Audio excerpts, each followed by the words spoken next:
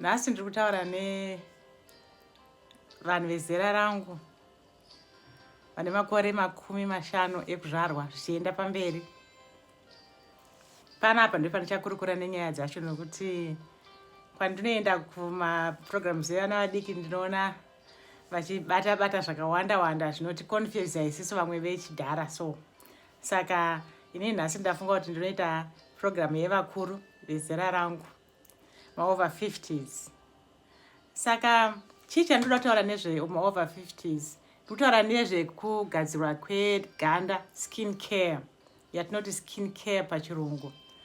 Pachishona pedu tinoti kugeza zvakanaka here kana kuchengetedzwa kweganda redu zvakanaka. Nekuti kakawanda so kekuti kana tasvika mazera edu vanhu vazhinji vanoti ndichazvinetsereiko, ndichagogezereiko, ndichagozochengeterei ganda racho ndinozozvidii. Aiwaka hanzi nevarungu age is just but a number. Saka kana age iri just but a number, saka todini mazera edu? Tongogara here takadaro? Pane imwe nguva yekuti unoti ukapfuura nepamira unotoavoida kutasa pamira because munhu wauri kuona mumira iroro haana kuita sei, haasiriye uya wawaimboona kare uya asiyana, achembera, aane maunya. Saka ndiri pano kukuridzira madzimai vezera rangu kuti munotarisika zvakanaka still at any age. Hazvina mhosa kuti une makore mangani. Ndosaka ndati kutaura kwanhasi ndikutaura nevanhu vene makore the over 50s, vane makore 50 ekuzvarwa. Ini ndinonzi gogo vaamanda. Ndakatanga kugeza mafuta aya ndakunyatsoziva kubvira 2006 ndakajoina industry yeskin care cosmetics. Ikoko ndokwandakadzidza kuti kugadzirwa kweganda rinogadzirwa sei, rinogezeswa sei, chii chaunoita, unotenga sei mafuta acho. Saka kubva ipapo ndakaona zvichibatsira vamwe vangu vezera rangu, vemazera angu anenge vakuti ndichazvinetserei. Aiwaka hamungati muchazvinetserei, you are still there to look good even at that age. You are still good kuva proud nekuti wakageza zvakanaka, ganda rako rakachengeteka zvakanaka. Kana une vazukuru, seni vanje vazukuru vangu vanoda kunyatsoriona vachinyatsotarisa vachiteera, ndakaitawo pass on to them kuti vanochengetawo unhu hwavo zvakaita sei. Dzimwe nguva tinoti kana taroorwa tawanikwa paipai tinoenda kumwe kwatinonomanikidzwa semadzimai. Unosangana nemwe murume anokudza kuti akanganwa kuti musiyawo makachata, makazora makapoda nevaperekedzi venyu zvichinakidza zvichifamba, asi yasvika nguva yekuda kungoshushana haachada kuti urakidzike zvakanaka. Inini ndinorimemba pandakaroorwa murume wangu aitondiudza kuti ndinofanira kugara ndakasunga musoro. Imagine, ndasati ndasvika kana 20 years. Saka izvozvo zvinowanika mumafamily, zvinowanika kuvarume zvakare kuti zvinoitika, asi haisiriyo nyaya yangu yanhasi. Nyaya yanhasi ndeyekuti hazvina mhosva kuti uri paeji ipi, hazvina mhosva kuti watembera zvakaita sei. Kana usina kumbotanga kubvira kwekutanga ukuchigadzirisa ganda rako, iyo vhidhiyo ino ngaikuite inspire kuti unofanira kutangira ipapo pacho pauri ipapo, ingotangira ipapo. Naika, saka chii chatinoita semadzimai kana tine varume zvakare, because handina vanotenga mafuta verudzi rwechete. Aiwaka ndinosangana nevarungu, ndinosangana nevanhu vatema, ndinosangana nevarume, ndinosangana nevakadzi.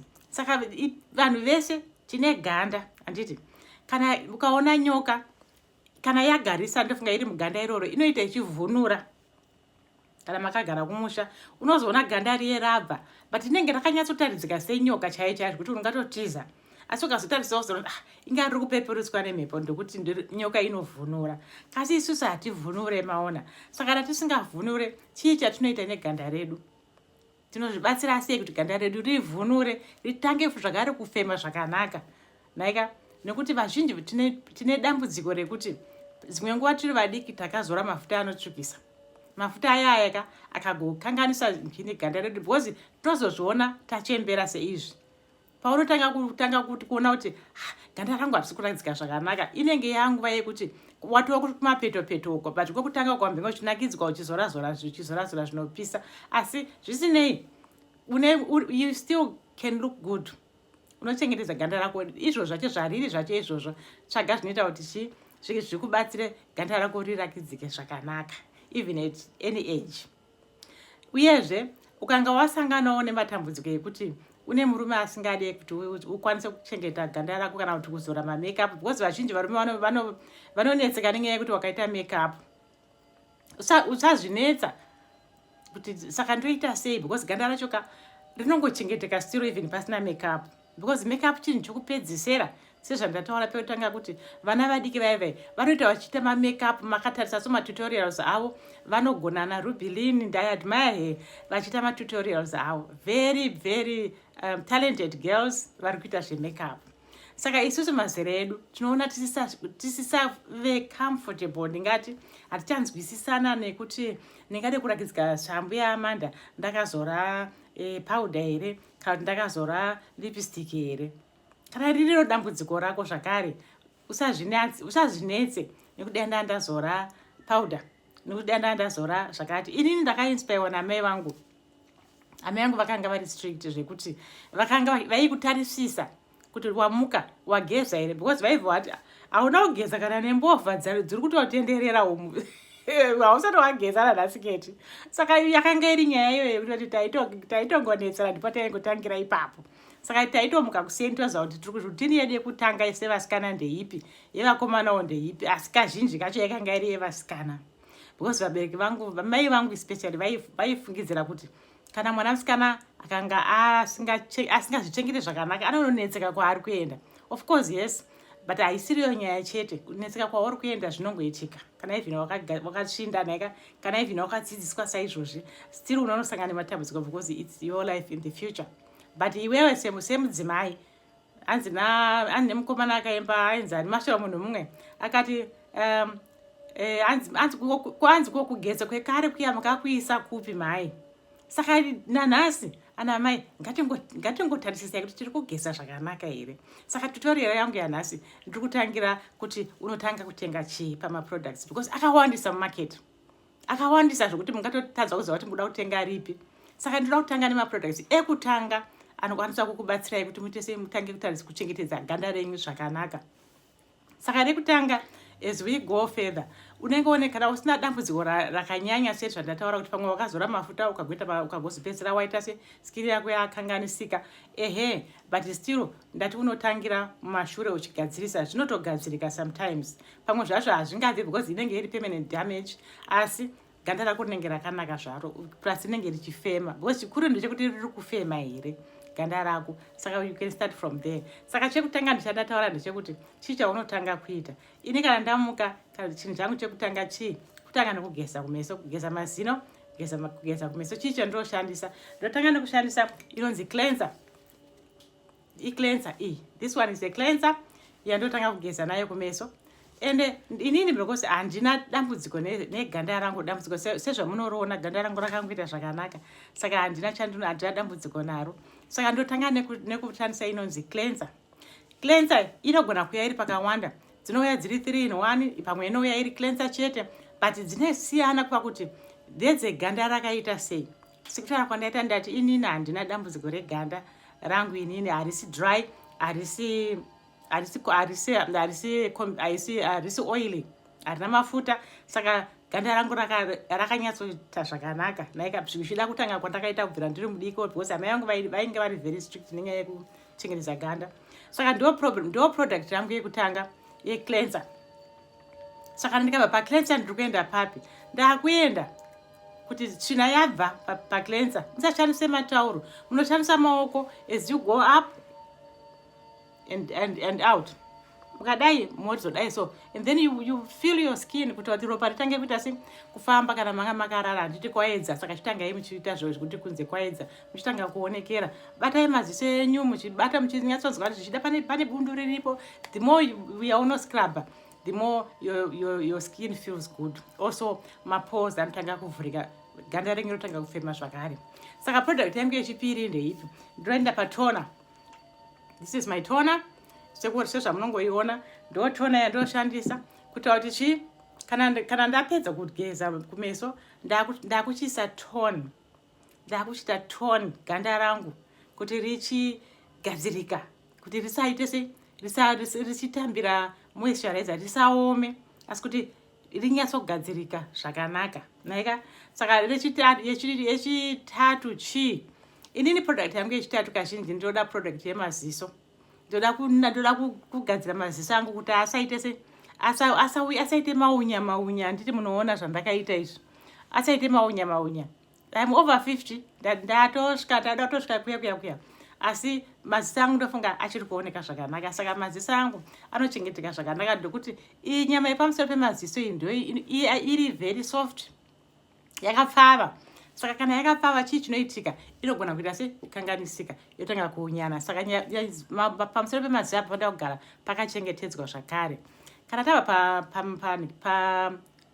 mafuta ekuzora pamusoro pemaziso, ndakuenda paproduct ipi? Ndakuenda pamoisturizer. Saka moisturizer yangu, as I said, dzakawanda, ende cosmetic companies akasiyana, ende vakasiyana kudaroka vane maproducts akasiyana. Pane imwe product yekuti haunide imwe product yakafanana nehusiku. Naika saka unongotenga ari maproducts ako ari 4. Naika asi koita mamwe macompanies anogadzirawo anoti aiwa masikati ngakuve ne mafuta awo because kune zuva. Saka munenge makaiswa inonzi SPF zvireva kuti sunscreen protector yakaiswa mumafuta iwayo. Saka inogadzirisa kuti ganda rako risatsve, hence unoshandisa a day cream. Saka ndoshandisa day cream, which is this tin here, which is a day cream. Saka kana ndaisa maproducts angu akwana mangani, akwana mana, because iyi ndo eye cream. Saka ndoshandisa eye cream kuti maziso angu asawire, uye kuti asaite maunya kuno kumakona uku. Kana zvadaro manheru, chii chandichaita, because ngatiti inambobuda ndikazora kana ipowder kana ndambozora kana ifoundation. Saka ndakunorara, chii chandingaita, handingarare kana foundation, ndinofanira kutobvisa foundation iyaye. Saka kana dai ndisina kunge ndazora mafuta hapana kwandaenda zvangu. Asi kana ndasikira ndichibika, ndasikira ndichishenaira, pamwe ndandine vana kana ndandine vazukuru sesu, because pane ndikutaura zvevanhu vari over 50. Saka pamwe masikira mune vazukuru vamuchisvetuka navo, saka makuenda kunorara maneta gogo. Saka moitiita se mochina munoita se munoita futi cleanser yenyu, moisa toner yenyu, then makuenda night cream. Iya night cream yekuti makukwanisa kuita se kuchidzosera mafuta ayaye amboswera achibuda muchimhanya muchisvetuka, makuadzosera zvakare panikini pamiri penyu, moita se modzosera mafuta. Then pamucharara ganda riya richiita se richitsengana nemafuta ayaye, pamunomuka mangwanani munoona ganda ringe richitaridzika zvakanaka, zvisina kana pamunganongedzere kuti apa hapasi kunyatsorakidza zvakanaka, because munenge muchichengetedza ganda renyu. Saka zvakadaro maproducts andataura anokwana kuita Mashano. Iyi program yandoshandisa inini ine mafuta aya ari Mashano. Asi ndikaidzokera kumashure kune vadiki kubvira ndingati kubvira pa18 tichienderera, vamwe vanobvira pa20 zvichienderera, vane maproducts avo anoenderana neganda ravo because vanenge vachiri vadiki. Ndakambotangawo ndiri ikoko ndichizoro evadiki, but ndazoona kuti ndakuramba ndichikura ndichipamhidzira makore, ndakazoona kuti iwayo evadiki haachaita. Ndakudawo maproducts anoita kuti ganda rangu riite zvakanaka zvienderana neage yangu. Saka ari maproducts iwaya ndinoshandisa maproducts aya ari 5, ndekuti ndiwo eganda rangu anditika akadaiswa ari Mashano. Naika kuitira kuti ganda rangu rigadzirike, rigoita zvakanaka. Zvandinofarirawo inini kuti kana ndikatarisa pamira ndinonzwa ndakasununguka kuritarisa.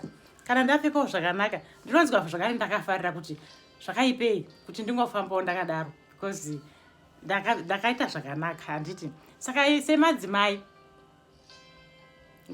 ngatibatsiranei, kana pane pausiri kunzwisisa ukauya papeji yangu ukasubscribe pairi unokwanisa kusiya message ipapo kana kuti unogona kuya kufacebook page yangu woisa message yako kana kumessenger ukasvika kupeji yangu unokwanisa kuona namba dzangu dzekufona unokwanisa kufona uye ndichaedzwawo zvakare kusiya link yekuti kana muri kuda kuziva nezvemafuta aya you can actually go to my page and then munokwanisa kunotenga ikoko kana kuti munondiudza kuti chii chamuri kuda kana muri kunida help ndokubatsirai.